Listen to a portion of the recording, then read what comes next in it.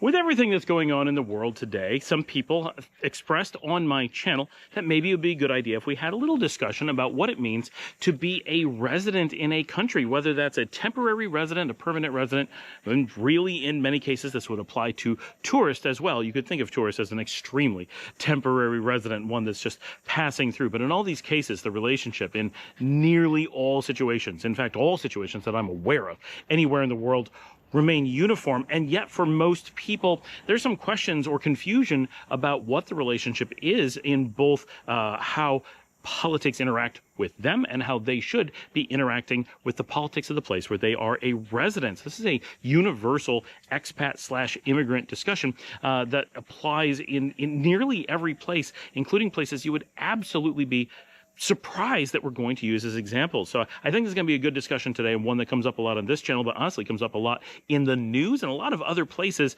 And I think if more people had this universal understanding, they would get a lot better experiences living in a new country when they realize how their interaction with that country is expected to be and should be. So we're going to dig into that right after the bump.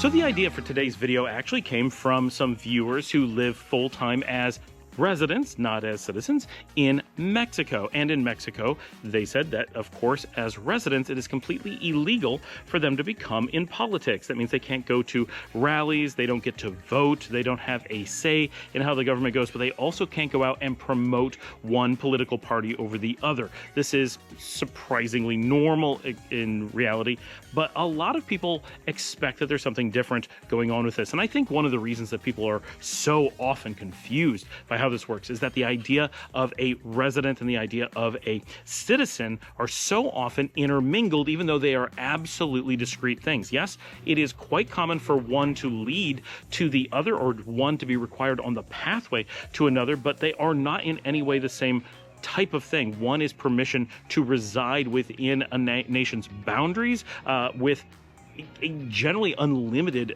scope of what it could or could not apply to. Every country defines residency quite differently, and even in different situations often define it quite differently within their own country. So there's no universal meaning of resident, but citizen is a very discrete thing, which means you belong to a country, you are issued a passport or can be issued a passport from that country, you are defined under very specific unified rules that all countries share, or nearly all countries share in almost the same way. There are some variances, but they're very small in their scope.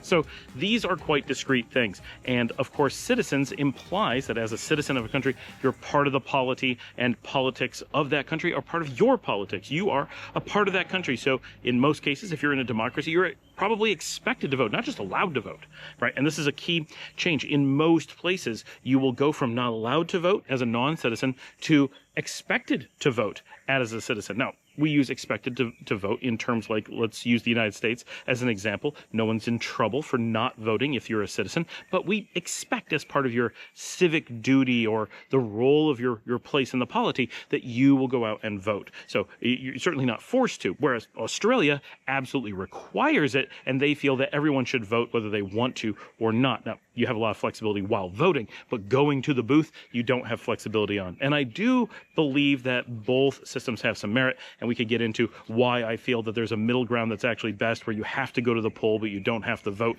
You should be forced to go into the booth, but you're perfectly allowed to never actually do anything while in the booth. Like, that should be fine. There should be a spot for people who are just like, I need to kill some time, but you need to protect that anyone has the right. It's complicated to make voting work. But if you're going to do it, I don't think either system on its own works great, because you get some bad results based on things. I think there is a good middle ground. That's not important.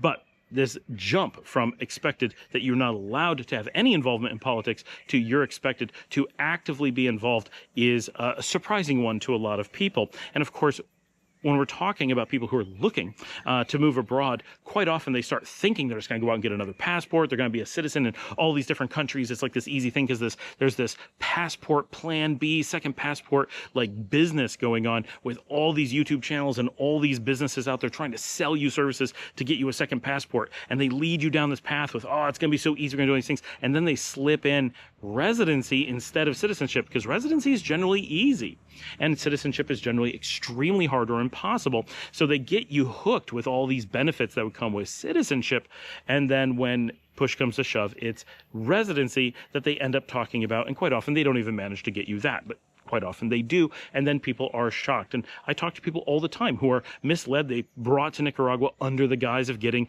a passport, and it turns out some website from people who've never been to Nicaragua, do no research, know nothing about it, and don't care, are saying, well, I found a website that gives credence to the idea that getting a passport in Nicaragua is easy, so we're going to sell this as a service. We're going to collect $1,000, $10,000 for telling you that I read something without verifying it on a website once. I asked ChatGPT and it told me, and then they get this information, they sell it to you, and then you move to that country. Maybe they help get you residency, they get you all set up, they're like, okay, here you go, you can stay. And you're like, great, when do I get my passport? And they're like, oh, well, you know, the process takes 5 years. And you're like, oh, okay.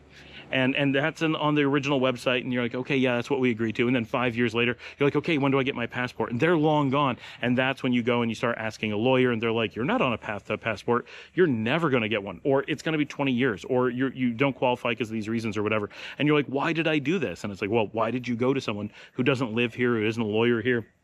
Well, yeah, the process doesn't make sense, and it's really easy to scam people with that. So because of that, we have all these people who are thinking in terms of passports, but actually working in terms of residency, because they're either just generally confused, which if you've never lived abroad, you can see why that would easily become things that you mix together in your mind, but also because there's so many people who intentionally blend the two concepts because they're running these scam businesses trying to hook you with one and actually provide the other to make big money for doing nothing.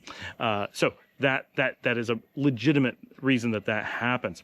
So what is universal is all around the world, if you are a resident, you are not allowed to be involved in politics. Just like in Mexico, we can take this to another example. In the United States, this has come up quite a bit recently, and a lot of people are up in arms about this, often because, for the exact same reasons, even with people who are moving into the United States, Americans are often confused as to what constitutes a resident and a citizen. And even the terms that we often use or hear from people, we're not sure about. So it is common in the United States to hear the term green card. I believe most Americans, especially because they've never had to deal with it, so it's legitimate, why would we know what it is, believe that this pretty common mechanism refers to having become a naturalized citizen, meaning you're a full member of the United States and you have all the rights and privileges thereof. It does not. A green card is a document that is used there and here where I live in Nicaragua to denote a permanent resident, a person who has been given indefinite, not truly permanent, ability to reside within the country. Just like here in Nicaragua, in the United States, if you don't do things that the government likes, if you just end up in the wrong part of the lottery, you could end up having that green card revoked. It's not truly permanent, it is simply indefinite. There's no known ending time to it. But we've seen a lot of people who have lost their green cards recently, and whether those are legitimate or not, that is a separate discussion for a political channel, not for this one. But what we do see is many people in the United States who are in the U.S. under some type of residency visa. This could be a student visa, this could be a tourist visa, it could be a long-term stay, it could be a green card. But even under a green card in the United States, you are only a resident, you are not a citizen. And one of the reasons that we don't want, we being the people of the world, don't want anyone who's a resident but not citizen of their country to not be allowed to vote is because they have not gone through the rigors. They are not tied to that country. So someone who's a resident can simply show up in a country. For example, I'm here in Nicaragua. I now have been here for a number of years, but when I first came in, it's possible to get residency in as little as maybe 3 or 4 weeks if you work really hard. There's not much reason to rush that much, but you certainly could as a theoretical example of how quickly you could do that. So if you did that, in theory, you could bring down a whole bunch of people, move into a small town, have a bunch of residents who just show up, and then you could go vote. And in a small town, you could completely skew the voter rolls in that town. And you could do something terrible, like vote in a monkey as the mayor and vote for, children to be the city council and be like, haha, that's so funny. And then boom, you're just on the next plane out of there, and you have no ties to that place whatsoever. You don't actually have any stake in the game. You're not in any way, you don't care about the place. You could just vote and disappear. I could have done this to Nicaragua when I first get here. Now I've been here for years. It would be silly to have invested so much time just to vote for a monkey. But you get the point that people can just do whatever damage they want. And it could be intentional. It could be accidental. Well, I didn't really pay enough attention. I don't really understand the history or the politics, but I got all riled up about something I heard. So I went and voted. But I can just escape as an expat, as a resident. I always have another place I can go. I have no hard ties. Now, here I have investments and homes and, all kinds of things. I do have ties.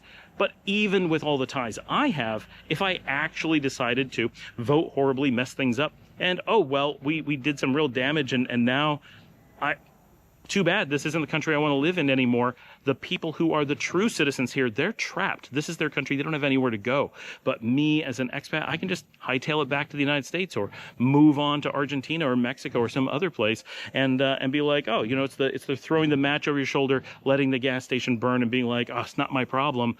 I don't have any skin in the game, not any real skin in the game. Or, as we say in software engineering, when you are opening a diner with the pigs and the chickens, the pig said to the chicken, boy, I understand that you're very dedicated to what you're supplying to this breakfast restaurant, but I don't feel that you're as dedicated as I am, because the chicken supplies an egg, but a pig supplies the bacon. Or as we say, the chicken has a stake in the game, but the pig is all in. When it comes to citizens of most countries are all in.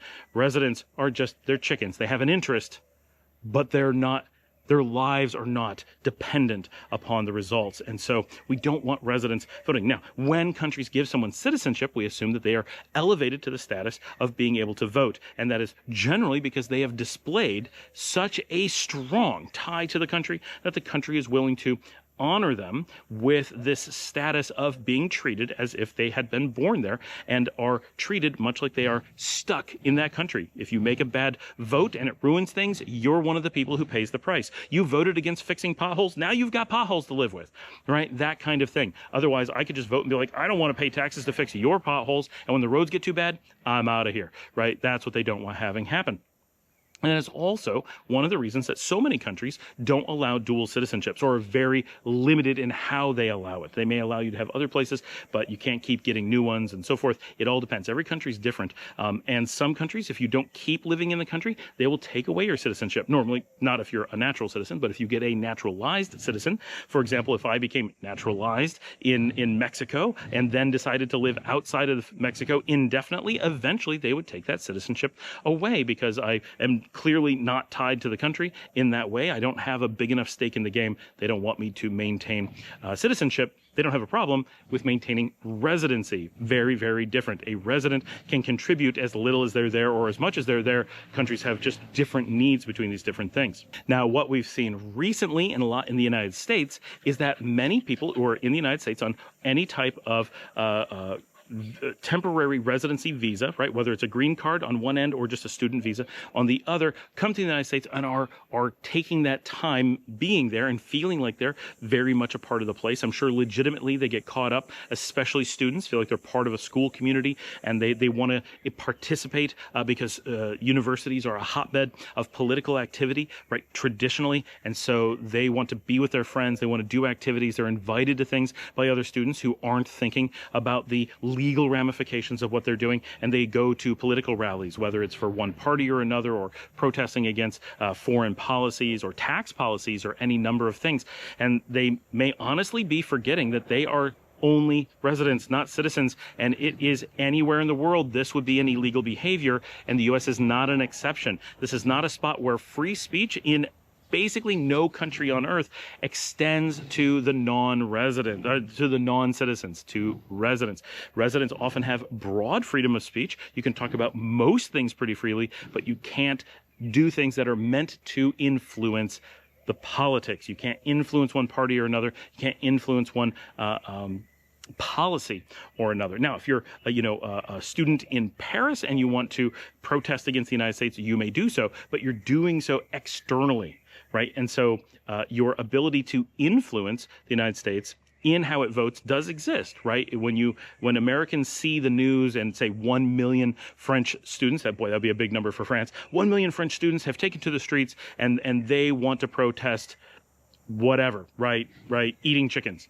And so Americans, when they go to vote, can say, wow, the French are really passionate about us eating chickens. Should we consider their opinion on this? And they can think about it and say, do we care about the opinion of French students? And the answer is probably not very much, but it's probably, why are they so passionate about this? We should think about it, right? It does have an influence, but it's different than if your own students are out pretending that they're voters, both today and into the future, and they're protesting something and threatening that they're going to vote one way or another, potentially, based on how you react to that vote. And when people see it on the news and say, our children, my neighbor's children, are up in arms about eating chickens, then it makes you think more deeply and potentially be more influenced by that. So they don't want students who are not citizens participating in political rallies or in political discussions or whatever, in a country that is not their own, because it's giving an unfair weight to someone who is not a citizen. It's misleading and dangerous, right? Because countries can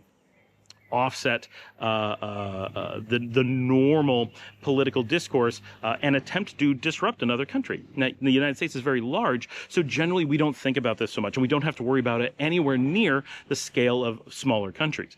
But the United States is also a giant target for this type of manipulation. So Americans are constantly seeing things like foreign media or foreign bot farms trying to manipulate local media or social media in the United States to make it look like the citizens of the country have a certain opinion, and it may be coming from somewhere else. Those are very difficult things to protect against. And while they are things that are combated, they are very ineffectual at this time. There aren't great mechanisms for protecting against that yet.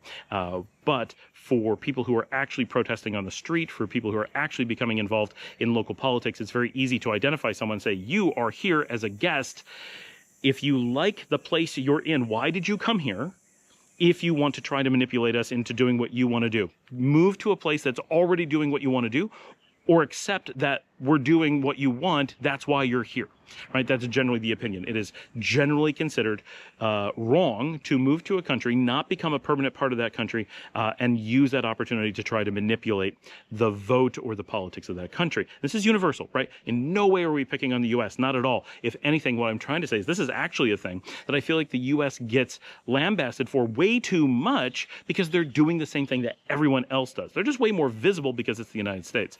But every country does this. Mexico does this. Nicaragua does this. Every country you could possibly imagine does this. Some are way more concerned about it than others. Some have much more inflammatory political environments, so they're worried about uprisings, so they're worried about contamination of their voting pools.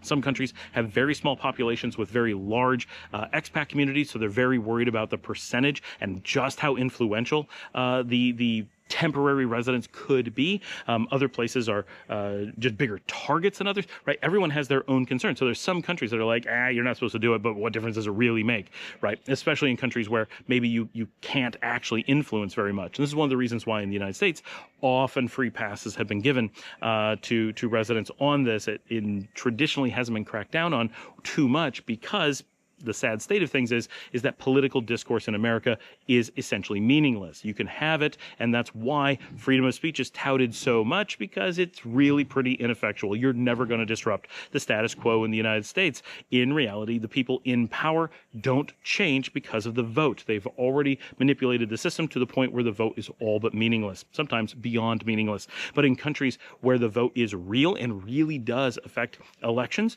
they are very concerned about people manipulating the voters and tricking them or putting pressure on them or making them think reality is different than it is. Fake news and such really can carry a lot of weight. Propaganda can carry a lot of weight when your vote is real. At the end of the day, assume that wherever you're living in the world, as a resident, that you are not going to have the right or the responsibility to have any involvement, any say, any opinion on politics of that place, but you always have the option of being involved in the politics of the place where you are a citizen, where you have come from. For me, that is in the United States, where I am still a citizen, where I was born. I'm living here in Nicaragua, where I don't have any right or any responsibility to be involved in the local politics. It is not my polity, and so, as we say, right, it is not my circus, not my monkeys. If I was to become a citizen, of course those things would change, but until that time, being a resident anywhere in the world, it is not your place to be involved in, even if it is something that you could get away with, as is true in many places. It is not really ethical. It is not respectful to get involved, because everyone who is a citizen there, you're manipulating their politics, even if their government doesn't have the resources or the wherewithal or the oversight to decide to try to police that, if it can even be policed. You are disrespecting and you are manipulating the people that you are around. It is simply not your place, so it's best not to do that. But definitely focus on the politics in the places where you are from, where you are a citizen, where you can make a difference, do your best things there. It's just the best way to look at it. Remember, this is universal. It is the same everywhere in the world. It doesn't matter what country we're talking about. And the one thing I want to leave you with at the very end is that when someone wants to disparage a country, it could be the United States, which is going on right now in some aspects. Hey, it could be Nicaragua. This happens all the time. It could be absolutely anywhere on any end of the spectrum. If someone wants to try to trick you into feeling badly or to having a negative opinion about a country, they will use this, especially useful on Americans, because Americans tend to travel less, tend to be a little bit less aware of day-to-day with what it means to be a resident, to be a citizen.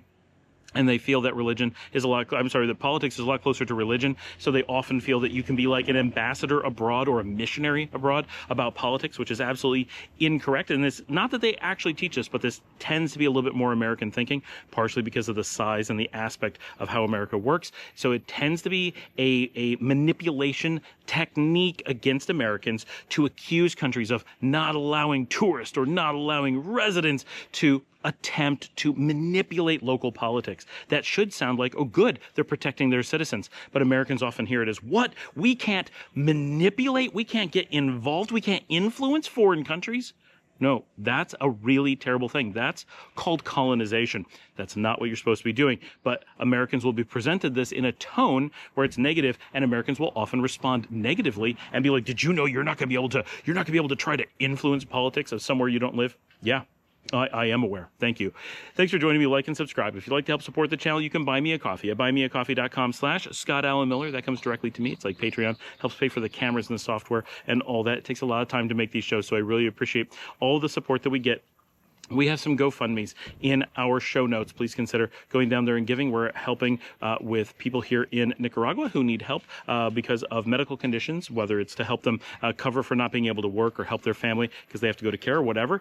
All that information is in the show notes. If you need to contact me or get on our social media, everything's down there. If you want to send in your own questions, we love it when we get questions from you guys. Get in the comments, ask your question there. Just say hi, if nothing else. But also in the show notes, there's information on how you can make a video of yourself and send that in for us. We can put you on the show. It's great to be able to engage in that way. And remember, on Thursday afternoons, we do a live stream, which is a lot of fun. You guys should join us there. It's a great place to ask questions in real time and just engage with the community in a new way. Plus, we have a WhatsApp group for expats. We have so many resources. All of them are free. We don't charge for services here. We are not selling something like so many relocation channels. We're here because we're trying to provide you with great information and give you the knowledge on how to be a good expat and how to have a positive expating experience wherever you go. Thanks for joining me. Share on social media, tell a friend about the show, and I will see all of you tomorrow.